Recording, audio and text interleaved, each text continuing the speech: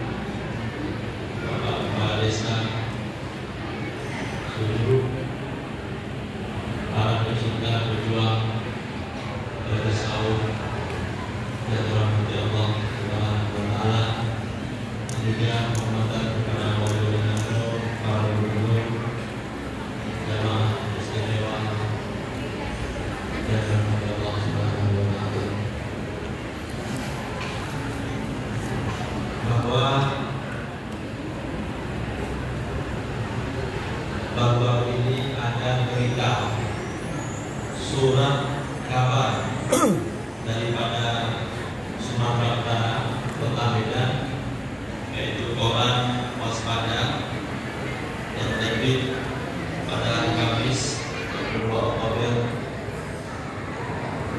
2 hari yang lalu, yang berjudul Majelis Pengkajian Bank Tasawuf Indonesia MPTTI ingatkan umat Islam tumbuhkan ihsan diri. Aceh Selatan waspada. Murabi Majelis Pengkajian Tauhid Tasawuf Indonesia MPTTI Abuya Syekh Abdul Wali Al-Haridi mengingatkan umat Islam menumbuhkan sifat ihsan di dalam diri agar semakin dekat kepada Allah Subhanahu wa Ta'ala, sehingga semakin tenang menjalani kehidupan. Abuya Syekh Abdul Wali Al-Haridi mengatakan itu di dalam tausiahnya pada Rabu 21 Oktober di Pondok Pesantren Darul Ihsan Besakau, Kecamatan Labuan Haji, Kabupaten Aceh Selatan. Beliau menjabarkan sebagaimana ajaran agama Islam mengajak kepada ihsan, yaitu kesempurnaan atau yang terbaik adalah seseorang yang menyembah Allah seolah-olah ia melihatnya Allah. Dan jika ia tidak mampu melihatnya Allah, maka sesungguhnya Allah melihat dia. Adapun ihsan ini adalah rukun agama. Maka kalau kita tidak mengamalkan ajaran ihsan, maka kita terpengaruh di dalam mencintai dunia, sumber daripada sekalian kesalahan, baik itu kesalahan lahir maupun batin. Maka melakukan pekerjaan maksiat yang bertentangan dengan hukum dan lahirnya penyakit-penyakit nafsu yang jelek, kedengkian dan kesombongan. Bila mana kita telah dapat membuang hawa pada nafsu kita, maka kita telah sampai kepada hadrat wahidiyah, yaitu hadrat ilahi. Kemudian beliau mengatakan juga menghilangkan ananya nafsu, agar supaya dapat menyaksikan perbuatan, sifat dan wujud Allah. Sebab kita telah fana di dalam wujudnya Allah, maka kita dapat bermakrifat kepada Allah Subhanahu wa Ta'ala. Maka itu jangan ada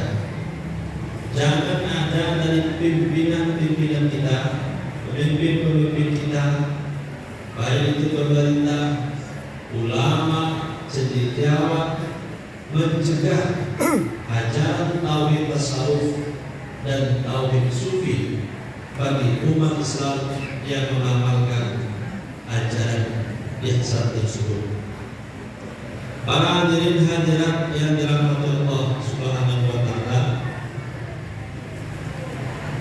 radikalisme di tempat yang sama juga Direktur Pencegahan Badan Nasional Penanggulangan Terorisme BNPT, Kajian Intelijen Spiritual DPBNPT yang disampaikan oleh Brigjen Polisi Ahmad Nur Wahid memaparkan tentang rumus radikalisme dan terorisme.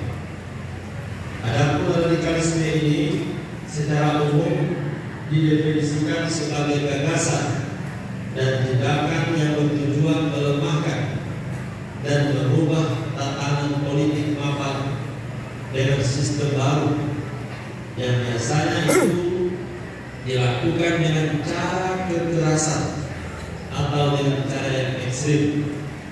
Radikalisme dan terorisme dalam hal ini konteks pemikiran dan pemahaman, sikap maupun tindakan politis yang bernuansa agama, bukan monopoli salah satu agama, tetapi ada di seluruh agama. Maka sekte maupun kelompok, bahkan potensial pada setiap individu manusia. Adapun klaim dan dominasi radikalisme terorisme adalah mengatasnamakan Islam, pada hakikatnya itu adalah fitnah bagi Islam karena sikap dan tindakannya tidak Islami dan menyimpang daripada substansi dan tujuan daripada Islam sendiri. Maka ada dukungan juga daripada Ketua Umum Majelis Taklim Darul Hashimi dari Jakarta Timur, yaitu dari Habib Muhammad Bahamuddin Banglawi bin Habib Muhammad Lutfi bin Yahya, yaitu anak Habib Lutfi di Pekalongan, menyampaikan bahwa Majelis Pengkajian Tauhid Tasawuf yang dipimpin oleh Abuya Syekh Haji Amran Wali Al-Faridi berada pada jalan Ahlus Sunnah wal Jamaah yang berakidah sesuai dengan ajaran Imam Al-Ash'ari dan Imam Al-Maturidi, bertasawuf Syekh Junaid Al-Baghdadi, dan bertarekat Naqsabandiyah Khaliliyah.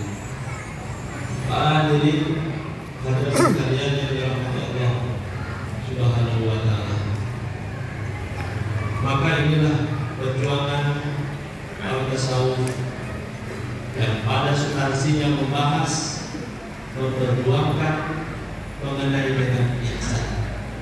Abuya mengajak umat Islam semuanya untuk memahami dan mengamalkan rukun iman, rukun agama kita yang ketiga, yaitu ihsan.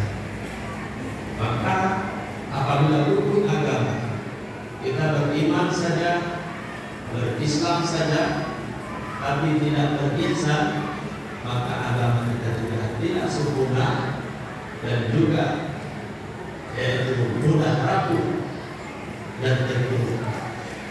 Maka agama yang semestinya dapat membawa kita kepada kebaikan dan juga petunjuk kepada jalan yang benar, tapi justru membawa kita kepada kehancuran. Makanya ajaran ihsan ini adalah bertujuan untuk supaya kita dapat memperbaiki iman kita dan juga memperbaiki Islam kita. Ihsan, ajaran ihsan ini yang dibawa oleh abuya kita adalah untuk memperbaiki nafsu, penyakit-penyakit batin yang bersarang di dalam hati kita. Walaupun kita beriman kepada Allah, beribadah kepada Allah, apabila penyakit batin, kesombongan, kedengkian, walaupun kita beriman kepada Allah, tapi cinta dunia masih ada pada diri kita. Kedengkian, kesombongan, buruk sangka, mendendam, memfitnah, dan lain sebagainya.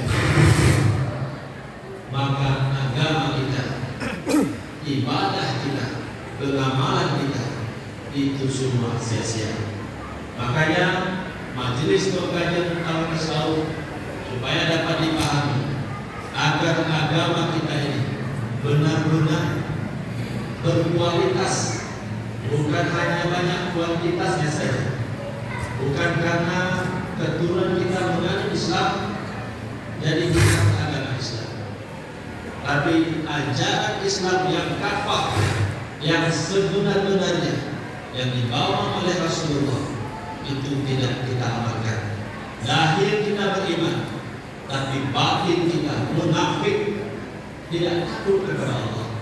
Padahal kita tahu Allah Maha Hebat, Allah yang melihat segala sesuatu, Allah yang Maha Kuasa di atas segala-galanya. Tapi kita masih takut kepada selain Allah ketimbang kita takut kepada Allah. Masih cinta kita, harap kita masih banyak kepada selain Allah ketimbang cinta dan harap kita kepada Allah. Padahal kita meyakini Allah Maha Kaya, Allah Maha Mengatur, Allah Maha memberi rezeki. Tapi keraguan di dalam hati kita, baik mengenai rezeki, masa depan, kehidupan, itu adalah menjadi waswas yang membawa kehancuran di dalam kehidupan kita. Saling bertengkar, berebut-rebut kedudukan, harta, dan lain sebagainya. Itu disebabkan karena tidak ada ajaran ihsan ditanamkan atau ditumbuhkan di dalam diri kita. Makanya Abuya melalui majelis pengkajian tauhid tasawuf mengajak umat Islam siapapun, apakah ulama, apakah pemerintah, yang ulama pun tasawuf, seorang sufi besar mengatakan walaupun kita seorang orang yang alim dalam syekh, mencari seorang guru mursyid itu hukumnya wajib. Ala kulli mu'min, di atas orang yang berkemauan kepada Allah, walau kana min akabiril ulama, walaupun dia seorang pembesar ulama, banyak ilmunya, banyak amalnya, banyak kitab yang dihafalnya, tapi penyakit batin yang ada di dalam dirinya itu tidak dapat dihilangkan dengan ilmu dan amal, melainkan itu dapat ditempuh melalui tarekat sufi, bersohbah, berguru kepada orang yaitu yang sempurna imannya, orang yang kamil yang dapat menunjuki kita kepada kebenaran. Makanya memahami konteks ihsan ini tidak dapat kita melalui dengan akidah atau syariat. Hebat juga ulama tasawuf menerangkan di dalam Kitabul Himam bahwa makrifat ini pada awalnya adalah ilmu dan pada ujungnya atau pada akhirnya adalah dzul dan wujudan, yaitu sebuah perasaan yang halus. Makanya ihsan sebagaimana disampaikan di dalam hadis anta minallah ka'annaka tara, sesungguhnya engkau menyembah Allah seolah-olah engkau melihatnya. Kalau kita memahami dengan ilmu, dengan akidah, seolah-olah engkau melihatnya, apakah Allah itu bisa dilihat? Apakah Allah itu berbentuk rupa? Tentu tidak. Laisa kamitslihi syai' wa huwa samiul basir. Makanya di sini memahami konteks atau konsep ihsan adalah melalui tafsir syar'i. Makna melihat di situ yaitu menyaksikan, yaitu melalui melihat bukan dengan wasat tapi dengan ilmu basirah, dengan syuhud, dengan mata hati, dengan mata roh, yaitu merasakan keberadaan Allah ada pada diri kita, yang menggerakkan kita, yang memberikan kemauan kepada kita, yang menjadikan perbuatan apa yang kita lakukan. La tanharu barra illa bi'idznillah. Tidak bergerak sesuatu apapun melainkan dengan izin Allah. Wa tasyauna illa ma yasha Allah. Tidak berkehendak kamu melainkan Allah yang berkehendak. Jadi itu tujuan dan gunanya kita memahami ajaran hakikat ihsan ini adalah supaya dapat menghilangkan kelakuan kesombongan yang ada di dalam hati kita. Kayaknya seperti iblis. Iblis sebenarnya belum dilempar oleh Allah atau dihinakan oleh Allah. Iblis itu lebih hebat daripada mereka, menjadi pimpinan di dalam surga. Tapi apabila Allah menurunkan, memerintahkan kepada iblis untuk tunduk kepada Adam, sujud kepada Adam, dia bukan melihat perintah Allah, tapi melihat Adam merasa lebih hebat karena ada kesombongan, keakuan yang ada di dalam diri iblis. Maka Allah melemparkan iblis ke dalam lembah kehinaan sampai hari kiamat dan selama-lamanya di dalam murka dan azab kemarahan Allah. Makanya tauhid tasawuf ini tujuannya adalah untuk menghilangkan penyakit iblis yang ada di dalam dada kita masing-masing. Dari itu adalah